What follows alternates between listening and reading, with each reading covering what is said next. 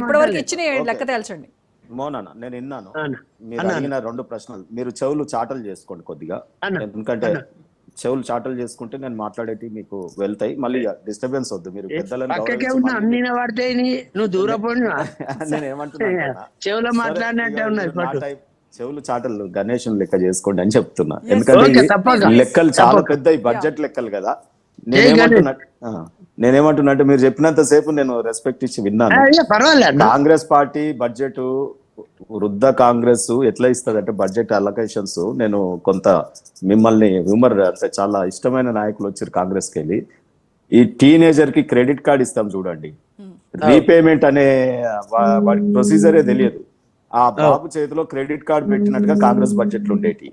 ఇప్పుడు అట్లా కాదు, చాలా నిబద్ధతతో బడ్జెట్లు ప్రవేశపెడుతున్నామన్న బీజేపీ. మీరు అడిగినటువంటి ముద్రాలో 2 విషయాలు చెప్పినారు. ఒకటి ఓబీసీల గురించి చెప్పినారు. మా దాంట్లో ఈ రోజు ఈ రాష్ట్రంలో కానీ దేశంలో కానీ ఓబీసీ మోర్చా కలిగినటువంటి పార్టీ ఒక బీజేపీ పార్టీ మాత్రమే.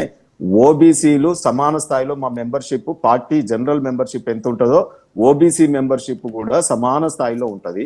ప్రతి నియోజకవర్గంలో మాకు బీసీ కమిటీలు ఉంటాయి. ఓబీసీల ఛాంపియన్ బీజేపీ. మీరు ఒకవేళ వస్తే పార్టీ ఆఫీస్ కు అకాడమిక్ గా, అంటే మీరు ఇబ్బంది అక్కర్లేదు, మీరు కండువాలు వేసుకో అక్కర్లేదు, యాజ్ ఎ ఫ్రెండ్ గా రావచ్చు.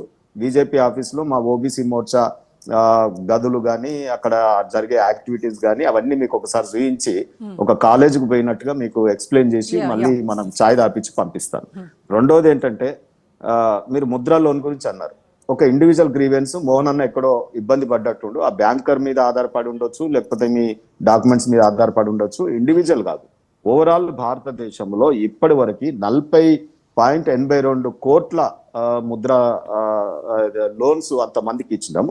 అది అమౌంట్ ఎంత అంటే 23 లక్షల కోట్లు ఇప్పటి వరకు. ఇది మీరు డాక్యుమెంట్ మీరు గూగుల్లో కొట్టండి, లేకపోతే ఇంకెక్కడైనా కొట్టండి, మీకు ఇమీడియట్ ఆ లెక్క కనిపిస్తుంది. సో దాంట్లో మీకు ఎటువంటి అభ్యంతరం ఉండాల్సిన అవసరం లేదు. మీకు ఫైనాన్షియల్ ఇయర్ వైజ్ చెప్పాలంటే, మీరు అడిగినందుకు నేను కొంత తీసాను. ఉమెన్ బారోయర్స్ కి దీంట్లో స్పెసిఫిక్ గా మీరు అన్న దాంట్లో 2023-24 చెప్తున్నా, ఒక సంవత్సరంది. Women borrowers disbursed amount 1,08,472.51 crore under the Shishu category, 1,03,70 crore under Kishore and 13,454 crore under Tarun. ఇవి మాకు prime minister the Pradhan Mantri Mudra యోజనలో ఈ రకమైన లెక్కలు మీకు ఉన్నాయన్న అవైలబిలిటీ. నేను ఆ వెబ్సైట్ తీసి, మీరు అడిగినందుకు నేను ఆ వెబ్సైట్ తీసి మళ్ళీ చదువుకోవాల్సి వచ్చింది, చదువు బంద్ చేసి చాలా రోజులైంది. మైనార్టీ బారోయర్స్, మైనార్టీస్ కి కూడా మేము, ఎందుకంటే మీరు ఇది స్పెసిఫిక్ గా కాంగ్రెస్లకు ఎనలేని ప్రేమ మైనార్టీ అనగానే ఉంటది, కానీ మేము యాక్చువల్ ఆచరణ చూడండి. డిస్బర్స్డ్ అమౌంట్ 15,759 crore అండర్ శిశు, 20,766 crore under Kishore and 8,562 crore under Tarun. New entrepreneurs sanctioned amount 29,445 crore to 88,049 accounts in Shishu. ఇది ఇండివిజువల్ కేటగిరీస్, మళ్ళీ మీకు కిషోర్ ఎంత, శిశు ఎంత, తరుణ్ ఎంత అనేది. Cumulative achievements April 8, 2015 to March 31, 2024 వరకు.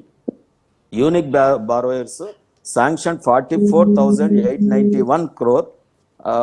మళ్ళీ మీకు కావాలంటే ఇవి డీటెయిల్ గా ఇన్ డీటెయిల్ గా ఎంత అనేది నేను చెప్తాను. సో అందుకే ఇక్కడ మీరు గమనించాల్సిన PMMY 20 lakh a new category Tarun Plus has been introduced to cover loans about 10 lakh and up to 20 lakh. ఇది స్కీమ్. ఈ స్కీమ్ యొక్క డిజైన్ ఫస్ట్ మీరు చదివి ఆ స్కీమ్ లో ఉన్నటువంటి అవన్నీ కూడా నామ్స్ మీరు చేస్తే ఎంతో మంది ఇవాళ అనార్గనైజ్డ్ సెక్టర్ అన్న, ఫ్రూట్ వెండర్స్, ఫ్లవర్ వెండర్స్, ఇవాళ అనేక మంది అనార్గనైజ్డ్ సెక్టర్ వాళ్ళు, ఈ మెకానిక్ షాప్లు, స్కూటర్ మెకానిక్, చాలా అనార్గనైజ్డ్ సెక్టర్ ఇండియాలో 75 ఏళ్ల తర్వాత కూడా ఎందుకు ఉంది అంటే, ఈ దరిద్రం అంతా మనకు సుదీర్ఘమైనటువంటి పరిపాలన చేసిన, మనది మనం పరిపాలించుకున్న ఈ 70 ఏళ్లలో, మరి మేము ఉన్నది ఇప్పుడు ఈ 15 ఏళ్ళే కదా. ఇప్పుడు ఈ 10 ఏళ్ళు అంతకుముందు మా వాజ్పేయి గారి గవర్నమెంట్ 15 ఏళ్ళు, మిగతాదంతా మీరే పరిపాలించారు. మరి ఇంకా ఎందుకు ముద్రా లోన్స్ అవసరం పడుతుంది, ఇంకా రేషన్ బియ్యం ఎందుకు ఇవ్వాల్సి వచ్చింది, ఎందుకు ఇంకా చైనాకు థ్రెట్. ఇప్పుడు మనం చైనా బార్డర్ దాకా రోడ్లు ఎవరేస్తా ఉన్నారు, కేంద్ర ప్రభుత్వం ఎందుకు వేస్తా ఉంది? ఇలా north eastern state road development చూడండి, నేషనల్ హైవేస్ ఎవరేసారమ్మా? వాజ్పేయి సడక్ యోజన, తర్వాత ఇప్పుడు మళ్ళా మోడీ గారు నేషనల్ హైవేస్. సో ఈ రకంగా రైల్వే స్టేషన్ మా అన్నని 2 రిక్వెస్ట్లు పెడుతున్నా. ఒకటి, మా చెర్లపల్లి రైల్వే స్టేషన్ కి నేను స్వయంగా అన్నను వస్తా అంటే నేను చాలాసార్లు ఇన్వైట్ చేసిన, రండి మనం చెర్లపల్లి రైల్వే స్టేషన్ కు పోదాం. అది విమానాశ్రయం లాగా లేదు అని మీరు చెప్తే ఇమీడియట్ గా మీకు ఎటువంటి క్షమాపణ అయినా నేను చెప్తా. 430 కోట్లతో ఎయిర్పోర్ట్ ఉన్నట్టున్నది రైల్వే స్టేషన్. సికింద్రాబాద్ ఏ రకంగా అవుతుంది, కాచిగూడ ఏ రకంగా అవుతుంది, నాంపల్లి ఏ రకంగా అవుతుంది, ఇట్లా 40 రైల్వే స్టేషన్లు తెలంగాణలో ఒక్క రాష్ట్రంలో. ఇంత సంఖ్య వేరే రాష్ట్రంలో ఉందా? మీరు కంపారిజన్ చేసేటప్పుడు వేరే రాష్ట్రాలకి ఎక్కడెక్కడ కొంత తగ్గింది అనిపించిందో అది మాత్రమే మీరు హైలైట్ చేస్తారు. ప్లస్ ప్రతిపక్షంగా ఎక్కడ మేము కొంత ఇది ఉందో అది చెప్పే ప్రయత్నమే చేస్తారు తప్ప చేసింది మాత్రం చెప్పరు. ఒక ప్రభుత్వాన్ని, ప్రజలు ఎన్నుకున్న ప్రభుత్వం మీద మనం అందరికి కాన్ఫిడెన్స్ పెట్టాలి. ఒక 5 ఏళ్ల కాలం మనం ఇవాళ ఇక్కడ ఈ రాష్ట్రంలో మీ కాంగ్రెస్ పార్టీ ప్రభుత్వం వచ్చినా మేము ఎక్కడ భేషజాలకు పోకుండా అడగగానే షామీర్పేట సైడ్ మన కరీంనగర్ రోడ్డు, ఆ మిలిటరీ ఏదైతే ఉందో సుదీర్ఘకాలం పాటు పెండింగ్, కేసీఆర్ గారి విధానం వల్ల పెండింగ్ పడ్డటువంటి రోడ్ అన్నా మీరు పోవడానికి, మీరు ఆ రోడ్ మీద పోతారు రెగ్యులర్ గా, ఆ రోడ్డు మేము అడగగానే ఇచ్చేసినాం కదా. ఇలా అనేక రేవంత్ రెడ్డి గారు ఏది అడిగితే అది ఇచ్చి అది కాంగ్రెస్ పార్టీ అని చూస్తున్నామా? డబుల్ ఇంజన్ సర్కార్ మీరు అంటున్నారు, అరే ఈ రాష్ట్రానికి ఎక్కువ ఇచ్చిరు, ఆ రాష్ట్రానికి ఎక్కువ ఇచ్చిరు అంటే, ఒకవేళ డబుల్ ఇంజన్ సర్కార్ ఉంటే అంటే ఇక్కడ కూడా తెలంగాణ రాష్ట్రంలో బీజేపీ సర్కార్ ఉండుంటే ఏమవుతుందంటే మోడీ గారికి వెంటనే ఇక్కడ నాయకులతో అనుసంధానం ఉంటది కాబట్టి అక్కడ కేంద్ర ప్రభుత్వము ఉన్నప్పుడు టకా నిధులు వచ్చేటటువంటి అవకాశాలు ఎక్కువ ఉంటాయి. మీరేం చేస్తారంటే కొద్దిగా సిగ్గా ఏవో ప్రజలు ఏమనుకుంటారనో ప్రధానమంత్రిని అడగాలనా, ఇక్కడ కేంద్ర మంత్రి కిషన్ రెడ్డి గారు ఉన్నారు, బండి సంజయ్ గారు ఉన్నారు, మా ఎంపీలు 8 మంది ఉన్నారు, వీళ్ళని అడిగితే మాకేమన్నా వాల్యూ పోతుందేమో, వీళ్ళని అడిగి చేస్తున్నట్టు ఉంటదేమో అని మీరు సరిగా రిప్రజెంటేషన్ కూడా ఇయ్యరు. మీకు ఒక ఉదాహరణ మీకు అర్థమయ్యేది మేడం, ఇది ఒకటి లాస్ట్ చెప్పి నేను ముగిస్తాను. ఒకటి ఫుడ్ అడల్టరేషన్ అని హైదరాబాద్ లో 8 మంది ఎంపీలు ఇచ్చాము, 2 కేంద్ర మంత్రులు ఉన్నారు. సో ఈసారి ఏ రకంగా ఉండబోతుంది అనేది చాలా అదే ఇచ్చాం కాబట్టి ఇలా ఒక్క రైల్వేలకే 2500 కోట్లు ఖర్చు పెట్టి మేము అభివృద్ధి చేస్తా ఉన్నాం, ఎన్నో నేషనల్ హైవేస్ చేస్తా ఉన్నాం. మీకు ఒక ఎగ్జాంపుల్ చెప్తా. రాష్ట్ర ప్రభుత్వాలు డబుల్ ఇంజన్ సర్కార్ లేకుండా కేంద్రంలో బీజేపీ సర్కార్, రాష్ట్రంలో బీజేపీ సర్కార్ ఎందుకు డెవలప్ అవుతుందంటే ఉద్యానవన శాఖకి ఫుడ్ అడల్టరేషన్ కేసులు హైదరాబాద్ లో ఫుడ్ తిని విషాహారం తిని హాస్టళ్లలో విషాహారం తిని, ఇక్కడ కాంగ్రెస్ మంత్రి చెప్పింది పిల్లలు ఎందుకు చనిపోతారు గురుకులాలలో అంటే బయట బేకరీలో తెచ్చుకొని తిన్నందుకు చచ్చిపోయింది. మరి ఆ బేకరీ విషాహారం అమ్మినందుకు వాడి మీద చర్యలు తీసుకోవాలి కదా, వాడిని లోపలేయాలి కదా.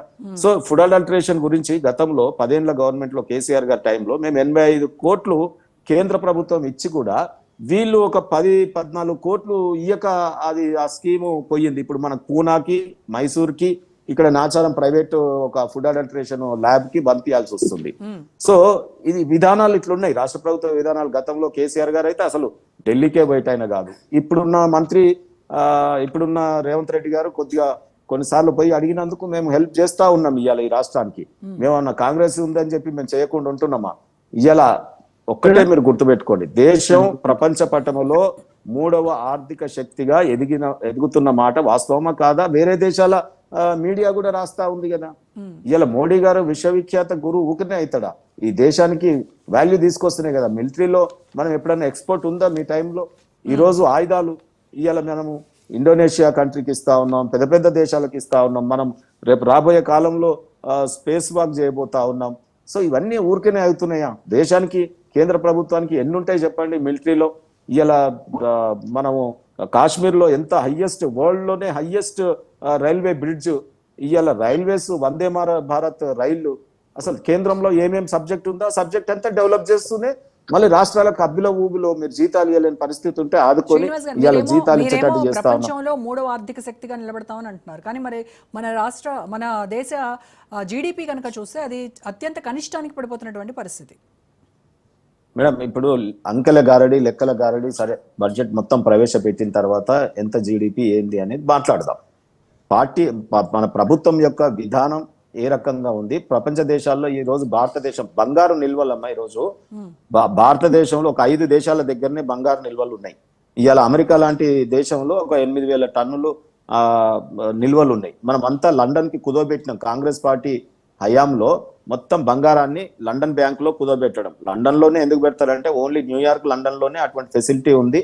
అయితే మనం ఎంత వ్యూహాత్మకంగా రేపు ఒకవేళ జియో పాలిటిక్స్ మారితే మనకి ఇబ్బంది పెడితే వాళ్ళు మళ్ళీ తిరిగి ఇవ్వకపోతే ఇబ్బంది పడతామని వీళ్ళు కుదబెట్టిన బంగారాన్ని ఈ రోజు 880 టన్నులు ఇవాళ మన దగ్గర నిల్వ చేసుకున్నాం. అది కూడా మన రిజర్వ్ బ్యాంక్ లో నిల్వ చేసుకున్నాం. మనం ఎక్కడో వేరే దేశం దగ్గర లాకర్లు లెక్క పెట్టలే. గతంలో పరిస్థితి అది. మళ్ళీ తెచ్చింది కూడా ఎవ్వరికి సడీ సప్పుడు లేకుండా తెచ్చినాం. వీళ్ళలాగా ప్రొపగండా తులం బంగారం ఇస్తామని చెప్పి ఇవాళ వరకు ప్రచారం ఆర్భాటం చేసి తులం బంగారం ఇవ్వలేకపోయారు ప్రజలు. ఇవాళ దేశ సంపద మేము అన్ని టన్నులు తెచ్చిపెట్టినాం. అంటే ఎన్నని ఉదాహరణలు చెప్పాలి, అర్థమయ్యే భాషలో చెప్దామని, అంకెల గారడీ లేకుండా చెప్తాం.